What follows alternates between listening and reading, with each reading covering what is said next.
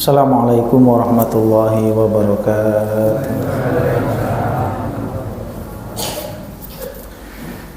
Hamdan wa syukran lillah, wassalatu wassalamu ala rasulillah, la hawla wa la quwata illa billah. Asyhadu an la ilaha illallah wahdahu la syarikalah, wa asyhadu anna muhammadan abduhu wa rasuluhu la nabiyya wa la rasula ba'dah. Allahumma sholli wa sallim wa barik ala sayyidina Muhammadin wa ala alihi wa sahbihi wa man tabi'ahum bi ihsanin ila yaumiddin. Amma ba'du, Bapak Ibu jamaah sekalian yang dimuliakan Allah Subhanahu wa taala. Alhamdulillah, bersyukur kita kehadirat Allah Subhanahu wa taala pada kesempatan malam hari ini kita masih diberikan kesehatan, masih diberikan nikmat iman, nikmat Islam, dan masih dimampukan oleh Allah Subhanahu wa taala untuk mengerjakan sholat Isya dengan berjamaah. Kemudian kita lanjutkan dengan kajian rutin. Mudah-mudahan ibadah sholat Isya yang sudah kita laksanakan diterima oleh Allah Subhanahu wa taala. Sholawat dan salam kita haturkan kepada junjungan kita Nabi Muhammad sallallahu alaihi wasallam, kepada para keluarga beliau, sahabat, tabi'in, tabi'ut tabi'in, dan orang-orang yang istiqomah sampai kelak datang yaumul akhir. Dan mudah-mudahan kita termasuk umat Rasulullah sallallahu alaihi wasallam yang istiqomah sampai kelak ajal menjemput kita. Bapak Ibu rahimakumullah, kita lanjutkan masih ada satu pertemuan ini malam ini untuk mengingat kembali pelajaran yang sudah kita pelajari bersama, yakni terkait dengan fikih udhiyah atau fikih kurban. Kurban apa kurban? Kurban apa kurban? Kurban, ya, kurban itu maksudnya. Nah, dalam arti kurban dari, kalau asal katanya dari huruf qaf, ra sama ba, kurban. Kurban itu artinya mendekatkan diri kepada Allah. Kalau diserap ke bahasa Indonesia jadi karib. Teman karib kan berarti teman dekat. Nek kurban, kurban kecelakaan. Pakai huruf kurban, kurban kecelakaan. Bapak Ibu rahimakumullah, kita lanjutkan Nau'ul hayawan, jenis hewan yang dikurbankan. Ya, jenis hewan yang dikurbankan, ya, sebagaimana Allah Subhanahu wa taala sebutkan dalam surat Al-Hajj ayat 34. Nah, niki mengke dalile. Ngopo kok wong Islam nek nyembelih kurban kok sapi, kambing, unta, ning ngopo ora kurban ayam wae? Ya, ada. Kenapa ndak kurban ayam? Kenapa ndak kurban bebek? Dalilnya mana? Surat Al-Hajj ayat 34. Ya gitu nggih.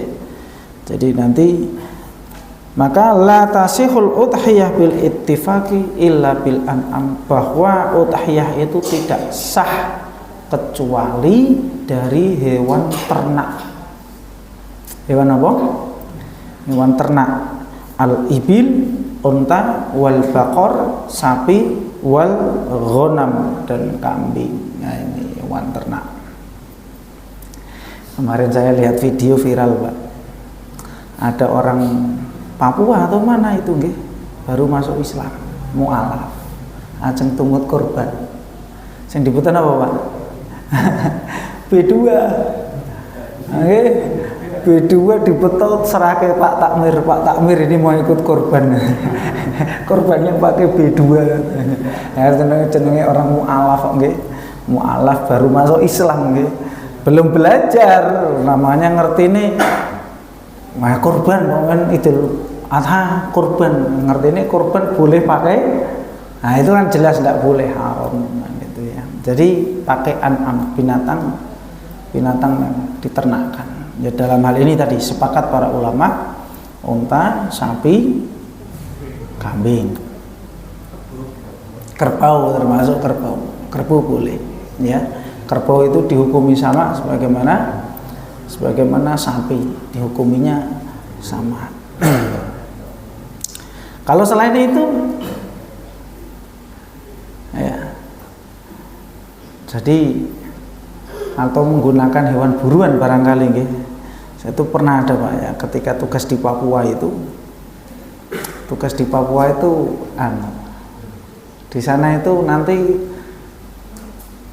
ke mana, alas kebun apa ya, ke hutan berburu rusa. Nanti dapat rusa kecil-kecil itu dipelihara sampai gede ya, persis kayak orang melihara kambing itu persis. Nggih kayak nah, waktu itu kita itu diundang tahlilan, ada tahlilan. Nah itu acara tahlilan itu sih disembelih pakai rusa ini. Nah, sini kan mungkin pakai kambing ya untuk acara ini. Entah kan ada mungkin kelebihan harta, ingin sedekah atas nama si mayit, yang disembelih kambing biasanya. Lah ini enggak. Ini yang disembelih rusa. Kok rusa? Ini sudah dipelihara sejak kecil sampai gede. Memang mungkin mau diniati untuk acara tahlilan atau apa gitu. Oh alam. Ya itu tidak boleh ya. Jadi tidak termasuk yang demikian, tidak termasuk. Maka sekali lagi tidak sah melaksanakan udhiyah atau penyembelihan hewan kurban kecuali dengan yang disebutkan ini. Lah, yang lebih utama mana? Dari tadi ada unta, ada sapi, ada kambing. Mana yang lebih utama untuk dijadikan kurban udhiyah? Lah ini para ulama berbeda pendapat.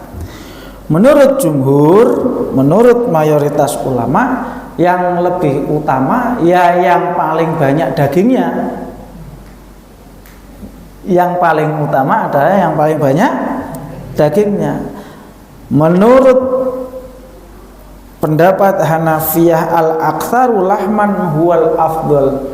Hewan yang gemuk tentunya dan juga lebih banyak dagingnya itu lebih utama untuk dijadikan kurban, hewan kurban.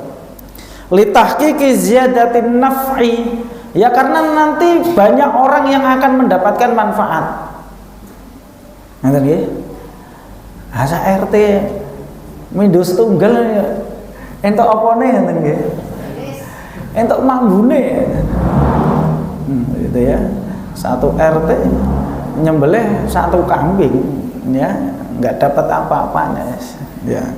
Maka ini ya yang lebih banyak dagingnya menurut Hanafiyah. Wa mithluhum asy-Syafi'iyah wal Hanabilah, dan pendapat yang serupa menurut mazhab Syafi'i dan Hambali adalah al-ibil, unta. Ya. Unta, tsummal baqar, kemudian sapi, tsummal ghanam, ya, tsummal dha'n, kemudian kambing, tsummal ma'is, kemudian domba. Ya, itu ya. Ini urutannya seperti itu. Jadi yang lebih utama ya napa? Unta. Sekali-kali kurban unta ngoten Pak. Gayeng ngene. Ya ora tuku unta ngene. Nggih. Lah, kalau saya dapatkan penjelasan yang lain, dalilnya apa? Kok yang paling utama itu kurbannya kurban unta? Nah, sebentar. Adapun pendapat yang kedua, pendapatnya Malikiyah, yang lebih utama adalah kambing. Yang lebih utama adalah kambing. Sehingga ada sebagian orang itu dijak kurban iuran sapi nggak mau. Aku arep kurbane kambing wae. Ada sebagian orang yang Lah, masing-masing pendapat ini ada dalilnya. Pendapat yang pertama tadi yang mengatakan yang lebih banyak dagingnya, atau unta, sapi. Karena gini, ada satu dalil, ya meskipun ini tidak berkaitan dengan, masih ingat kita pernah bahas sholat Jumat. Barang siapa yang berangkat sholat Jumat pertama kali lebih awal, seakan-akan dia ya berkorban unta, kan gitu ya. Selanjutnya yang kedua sapi, dan selanjutnya kambing. Berarti kan ini lebih utama. Dalilnya seperti itu yang digunakan, yang ya orang yang berangkat Jumat ya di waktu awal paling gasik. Nah, mulai lagi solutif yang hari ini belum mampu korban, so mangkat Jumatnya paling awal. Nah ini aku dino iki mau korban unta. Nah masuk pas jadi Jumat ya, aku dino Jumat so arep korban unta. Gayeng men korban unta. Budal Jumatan. Pertama kali seakan-akan dia keren unta. Selanjutnya seperti itulah. Ini menunjukkan berarti unta ini lebih utama dibandingkan hewan-hewan yang lain. Itu dalil yang digunakan. Kemudian yang kedua, pendapat tadi enggak, yang lebih utama ya kambing. Ya berdasarkan memang Rasulullah SAW berkorban dengan kambing. Dan wallahu alam kemarin kita mendapatkan penjelasan ya, kambing itu termasuk hewan yang bukan hanya sekedar seperti ini riwayatnya. Dulu ketika Nabi Ismail itu hendak disembelih oleh bapaknya Nabi Ibrahim gitu ya, Allah ganti dengan kambing ya. Kemudian kisah Qabil dan Habil, dua anak Nabi Adam yang diperintahkan untuk mempersembahkan, itu si Habil mempersembahkan kambing juga. Nah sehingga itu menurut sebagian ulama ya yang paling utama kambing, karena memang cerita-cerita dari nabi-nabi itu kambing ya. Wallahu a'lam bishawab. Itu masing-masing ada dalilnya. Ya monggo jenengan mau mengikuti yang mana, yang penting tahu gitu ya kita.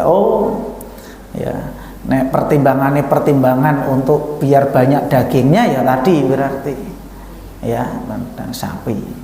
Apalagi mungkin pada kondisi di mana masyarakat ini memang butuh daging kan gitu ya. Setahun pisan makan daging apa nggih? Mosok nyembelih mung sak uprit kan gitu ya. Carikan yang paling gemuk ya, yang paling banyak dagingnya. Lah itu. Doan domba. Tadi ngapunten urutannya adalah unta, sapi, domba, kemudian kambing. Ya, kalau di sini sebenarnya. Wal mujzi'u anhu bil ittifaq. Adapun terkait dengan pengadaan, termasuk ini kemarin ada saya dapat PR nggih Pak nggih. Iya, saya lupa tadi jane mau tak sampaikan di awal PR saya. Kemarin ada pertanyaan untuk kelompok sapi ya, 6 orang ini yang satu ini atas nama Sinoman. Ngeten nggih Pak Cici ya, Sinoman. Nah, saya kuwi rada angel golek ning kitab jeneng Sinoman ki yo muter eneng. Tanya dengan beberapa ustaz ini gimana Tat? Ini ada kasus. Jadi ada 6 orang kurang 1, lah yang satu ini ditutup oleh Sinoman gitu. Bukan Anoman ya, Sinoman gitu. Karang Taruna lah atau Karang Taruna ya, Karang Taruna. Boleh ndak? Loh, Karang Taruna itu berarti atas nama anak muda. Banyak orang. Sehingga nanti sapi ini kepemilikannya jadinya milik banyak orang. Nah, itu. Maka yang demikian tidak boleh, karena maksimal untuk sapi 7 orang. Lah terus gimana solusinya?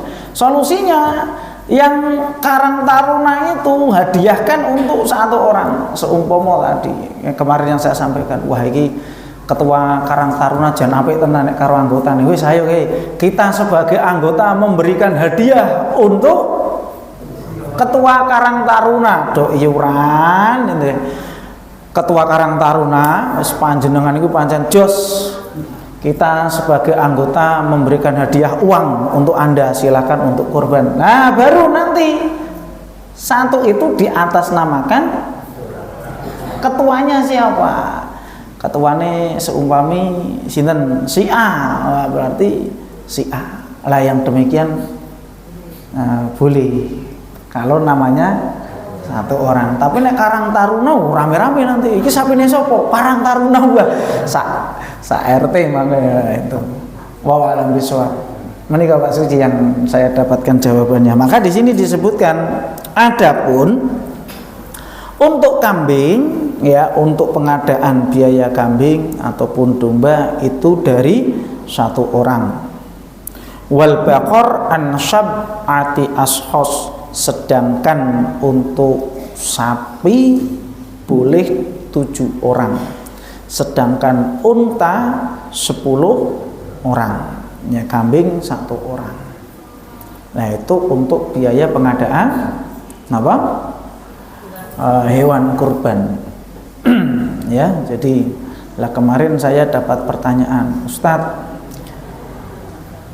kan boleh kurban, dan ini yang menurut ilmu yang kami ketahui yang lebih utama itu kan untuk meniatkan atas nama keluarga, bukan hanya pribadi, ngeten nggih. Sing kurban bapake kayak ngono, kurban atas nama bapak A. Wah, ya, anak bojone tidak diikutkan dalam pahala gitu. Makanya Rasulullah kan mengatakan ini kurban dari Muhammad, ya, wa ali Muhammad, dan keluarga Muhammad. Lah itu diikutkan. Itu yang utamanya seperti itu.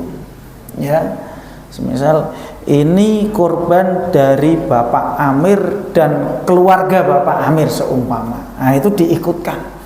Atau ini kurban dari keluarga Bapak Amir seumpama, seperti itu diikutkan. Jangan atas nama sendiri saja.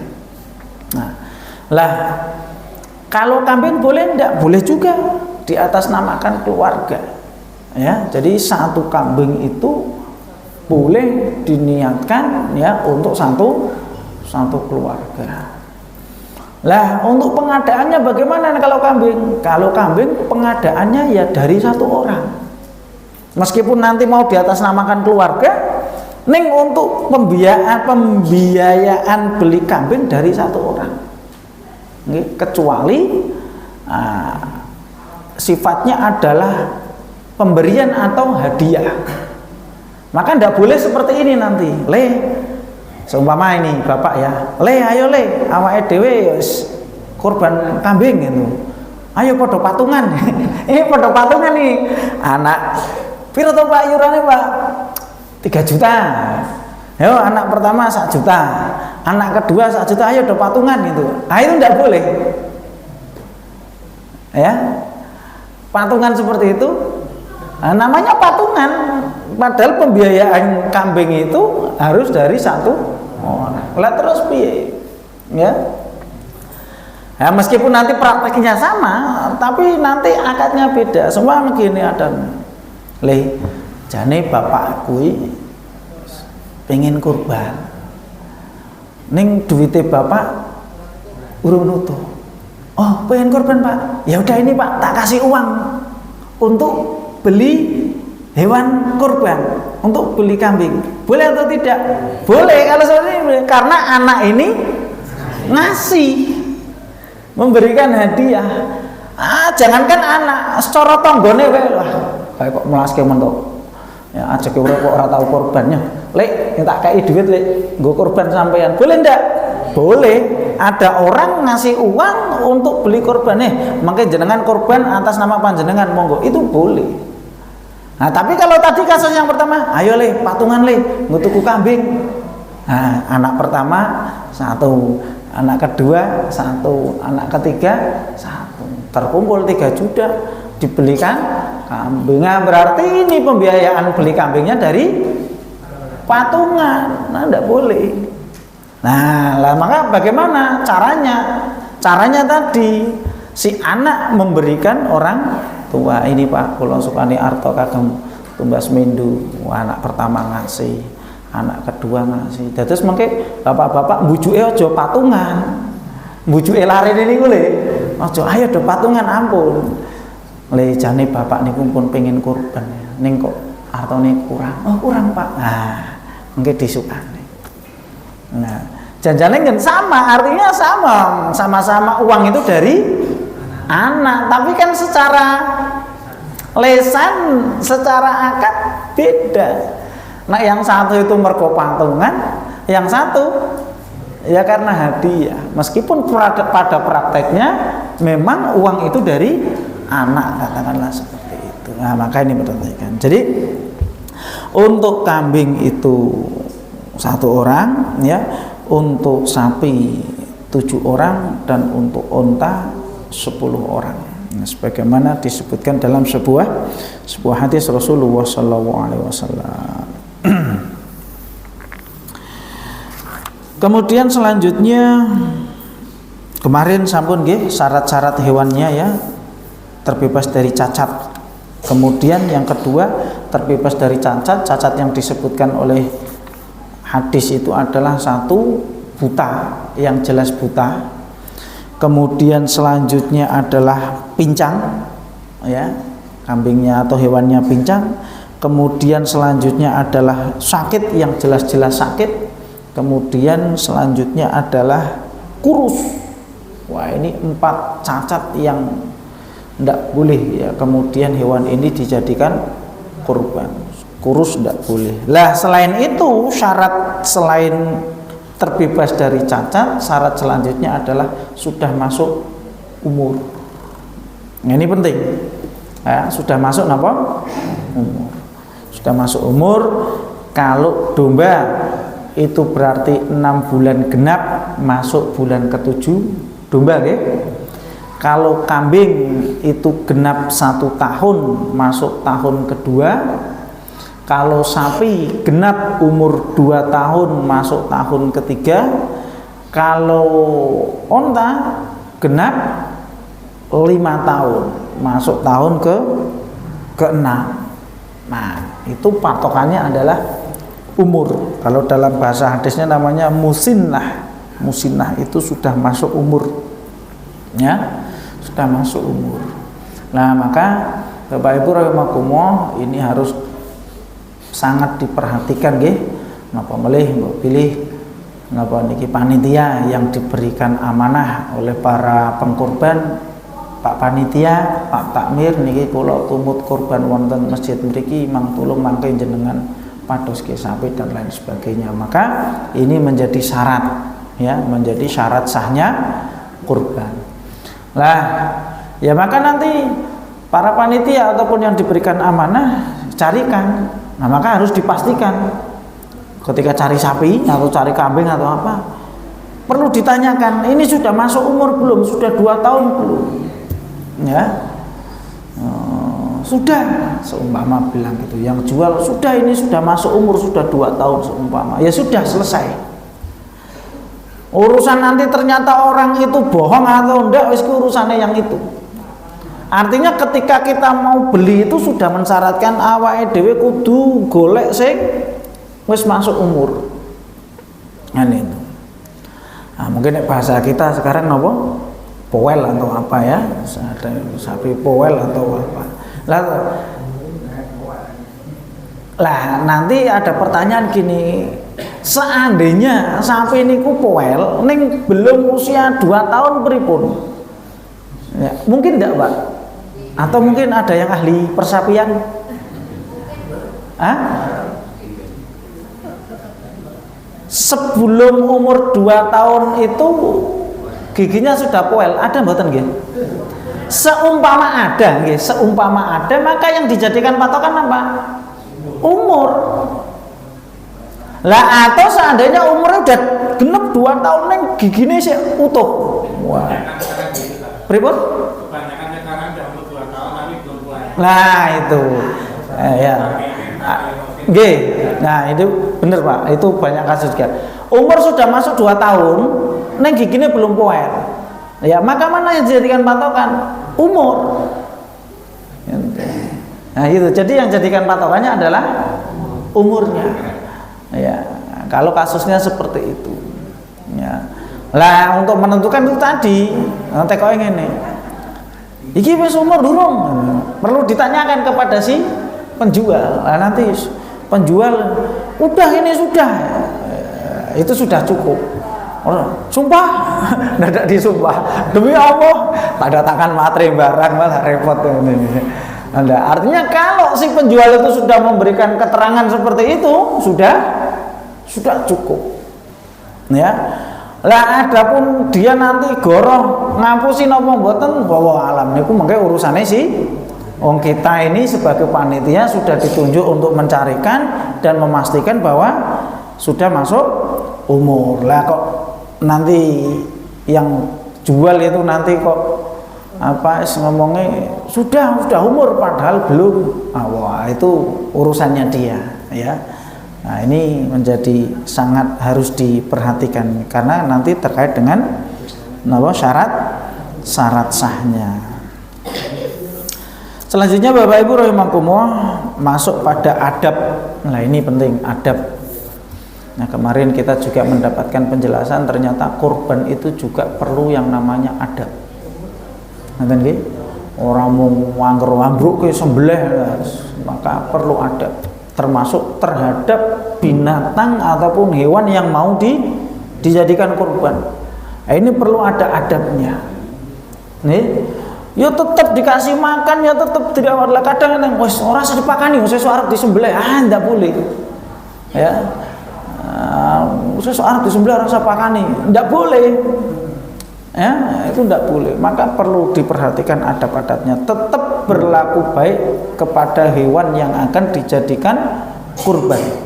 Ya dikasih makan, ya dirawat dengan baik dan lain sebagainya. Maka di sini yustahabu lil mudhahi qabla tadhiyah, dianjurkan bagi orang yang mau berudhiyah, satu, rabtul udhiyah qabla nahar, ya hewannya diikat. Artinya hewan diikat ini ya dipelihara dengan baik, ya dikasih makan, gitu ya kasih makan, ya dirawat dengan baik. Bi ayamin istidadan lil qurbah, sebagai persiapan untuk kurban. Kita kan dapat pelajaran ya dari kisahnya Habil. Habil itu mempersembahkan hewan kurban dengan baik. Hewannya baik, perawatannya juga baik. Nah, ini perlu diperhatikan. Bahkan kalau saya mendapatkan penjelasan dari beberapa ulama, satet itu nek bisa dimandikan. Ini sebelum dikorbankan itu dimandikan seketok ganteng gitulah. Benar-benar hewannya itu nampak bagus. Nah, itu dimandikan, dirawat terus ketok. Nah, itu nih. Nah, kemudian kalau di sini disebutkan kalau sudah menentukan hewan, khususnya ini yang betina nggih. Tuku sapi wedok wae atau kambing wedok wae, nanti nggo kambing. Lah ternyata kok mohon maaf, ada susunya. Ada susunya. Kalau di sini yukrahu lahu halbuha, makruh memerah susu hewan yang mau dijadikan kurban. Bahkan nanti kalau korbannya itu korban nadar, korban nadar berarti napa? Hukumnya wajib. Korban nadar niku ngeten. Ada orang sakit, ya Allah, so aku nek mari, so aku nadar arep melu kurban. Nah, berarti korbannya korban wajib. Wah, akhirnya ikut korban, beli sapi gede. Ada susunya. Bahkan dikatakan nanti kalau susunya itu diperah, itu harus disedekahkan. Ya, harus disedekahkan. Karena itu adalah kurbannya kurban wajib. Maka di sini yukrahu lahu halbuha. Ya, makruh memerah susunya. Termasuk wajazza saufuha, dan juga tidak boleh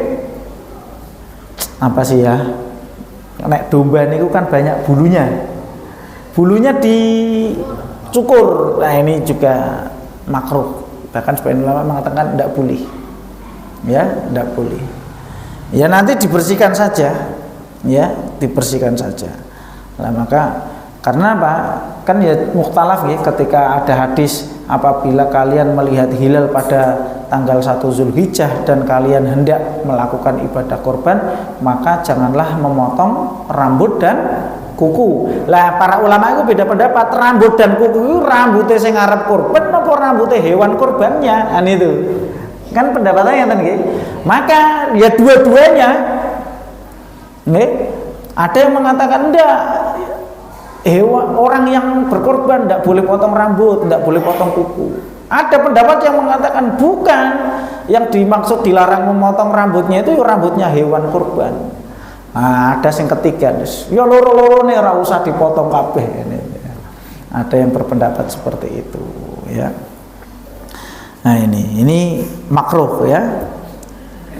Nah itu terkait dengan hewan. Kemudian terkait dengan mudhahi. Mudhahi itu berarti orang yang berkorban. Wa yustahabbu lil mudhahi fi halit tadhiyah ayat baha bi nafsihi in qadara alaihi. Dianjurkan bagi orang yang berkorban untuk menyembelih hewan korbannya sendiri. In qadara alaihi, nek bisa, nek mampu, gitu nggih. Nah, mulai sesekali Pak, jenengan nek pun rutin tiap tahun derek kurban kok sekali-kali pisan nyembelih dhewe ngono Pak. Nah, niku diajari Mas Amir kan itu ya. Minta diajari Mas Amir. Mas Amir iki carane nyembelih piye?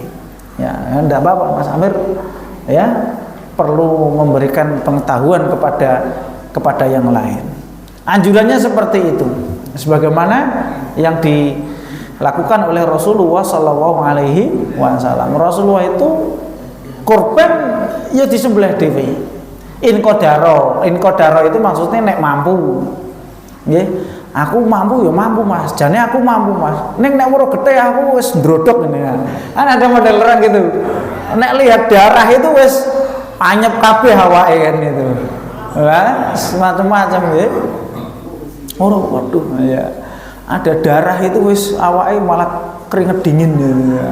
Berarti seneng ora usah engko malah geblak malah semaput gagar ndak usah, diwakilkan saja ya kalau mampu. Seandainya tidak mampu kemudian minta tolong orang lain untuk disembelihkan, dianjurkan untuk datang melihat. Mulai nanti besok ini yang ikut kurban, masya Allah banyak sekali. Besok Pak panitia, saya usul besok kepada para mudhahi yang ikut kurban diharapkan kehadirannya untuk menyaksikan penyembelihan. Sebagaimana dalam sebuah hadis, qala Rasulullah sallallahu alaihi wasallam li Fatimah radhiyallahu anha. Rasulullah pernah berkata kepada Fatimah, "Qumi ila adhiyatiki fashhadiha." Kalau deloken datanglah kamu ke napa? Iya, hewan kurbanmu dan saksikanlah. Nah, ini Rasulullah memerintahkan Fatimah untuk menyaksikan penyembelihan hewan kurban miliknya Fatimah. Fa innahu yughfar laki inda awwali qutratin min dammiha kullu dzambin. Dosamu akan diampuni oleh Allah Subhanahu wa taala ketika darah itu menetes. Ya, ketika awal darah itu menetes, dosanya akan diampuni oleh Allah Subhanahu wa taala. Lah niku anjurannya seperti itu. Menawi saged disembelih piyambak, menawi mboten saged berarti cukup menyaksikan. Nah, berarti nanti di kelompok satu, wah di absen sinten monggo kelompok satu niki baris niki sapine panjenengan niki panjenengan saksikan. Ini termasuk kan nanti kan didoakan nggih. Ya, nah di absen seperti itu. Kemudian wayatul mudhahi qailan, kemudian yang menyembelih tadi mengucapkan Allahumma minka, ya Allah ini darimu, walaka sholati wa nusuki wa mahyaya wa mamati lillahi rabbil alamin. Ada ini kayak doa apa niki Pak? Doa istiftah nggih. Wajhatu wajhiya inna sholati wa nusuki wa mahyaya wa mamati lillahi rabbil alamin. Nah, ini nusuk itu adalah menyembelih. Nusuk itu ibadah kurban.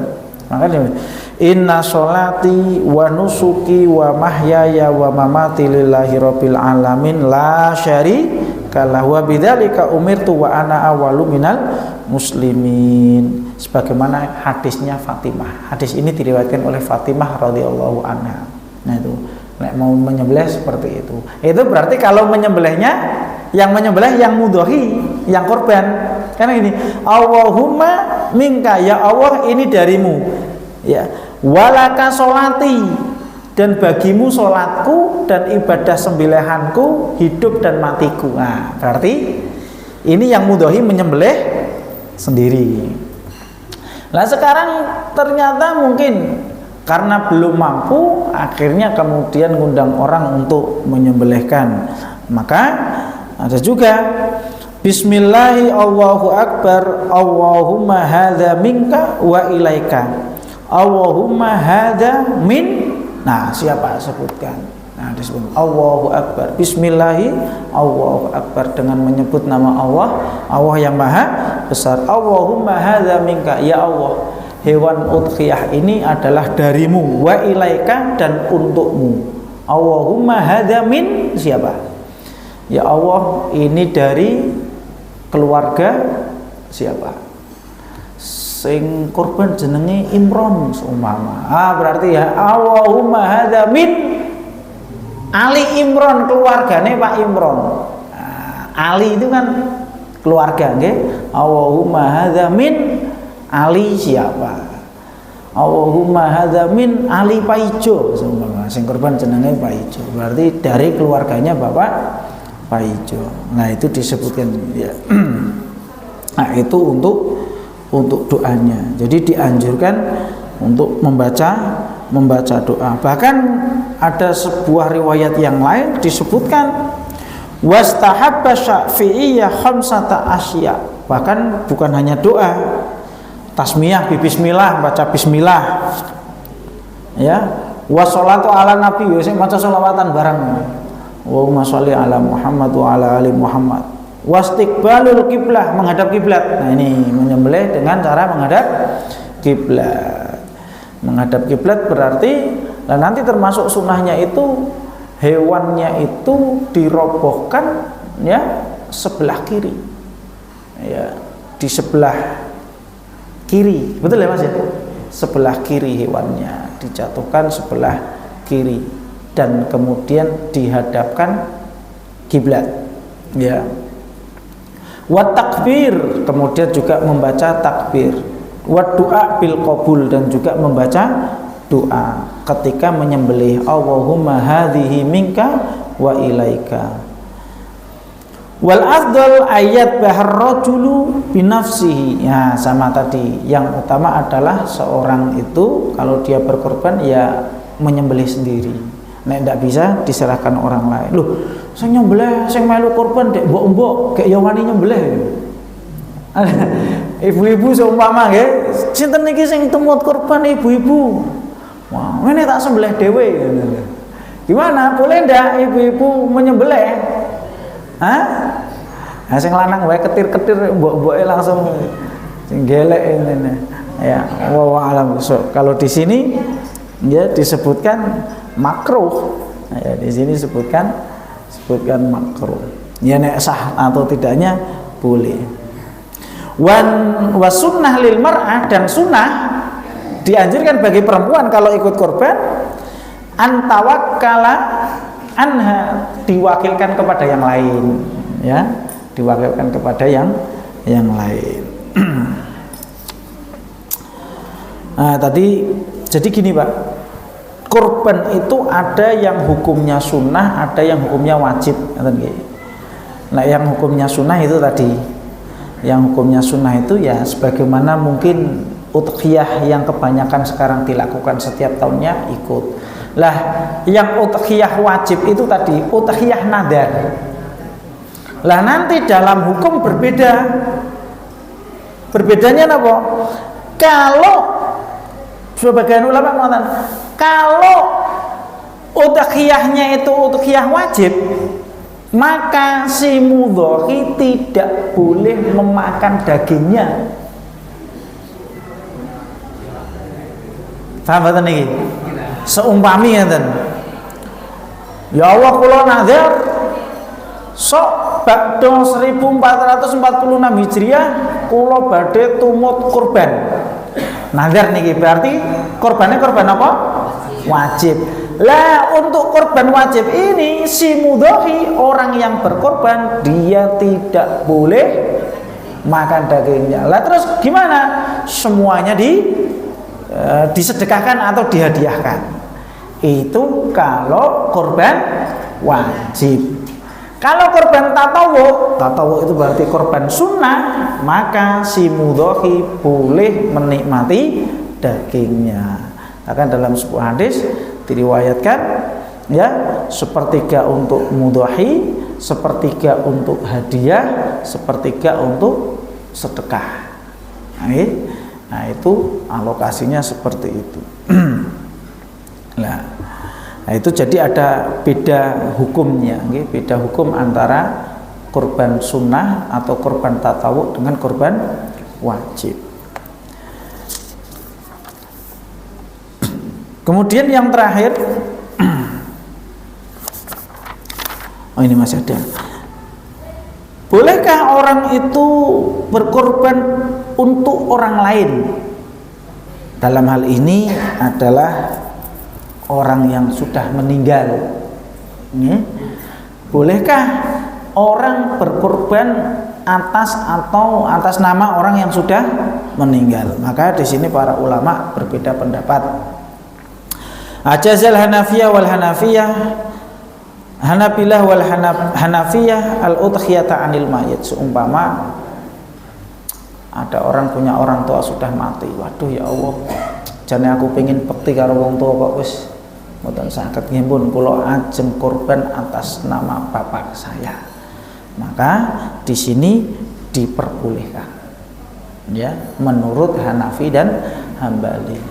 Sedangkan menurut mazhab Syafi'iyah tidak diperbolehkan kecuali kalau si mayit pernah berwasiat, sok nek sampeyan duit-duit mbok yo sekali-kali pisan-pisan bapak ki sesuk dikurbanke ya le.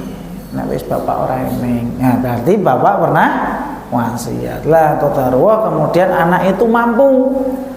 Ya, maka kemudian anak ini menjalankan wasiat. Riyen bapak nalika gesang niku nate wasiat kalih kula. Kan napa?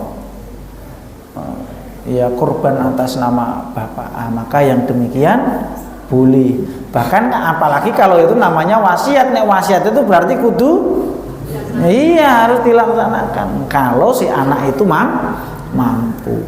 Nah, lah kalau udah wasiat ya enggak perlu. Lah terus bagaimana? Yaitu tadi caranya diniatkan saja. Tidak usah diatasnamakan yang meninggal, tapi ketika berkorban itu meniatkan. Ya, saya korban satu kambing tak niatkan korban ini, ya juga ikut mbah saya yang sudah meninggal, ya juga ikut bapak saya yang sudah meninggal. Nah, maka seperti itu. Ya. Baiknya seperti itu. Jadi istiraq fil ajr, ya, menggabungkannya dalam hal pahala. Dan insya Allah ya orang yang sudah meninggal ini ketika diniatkan diikutkan, insya Allah juga mendapatkan bagian pahalanya. Wallahu a'lam bishawab.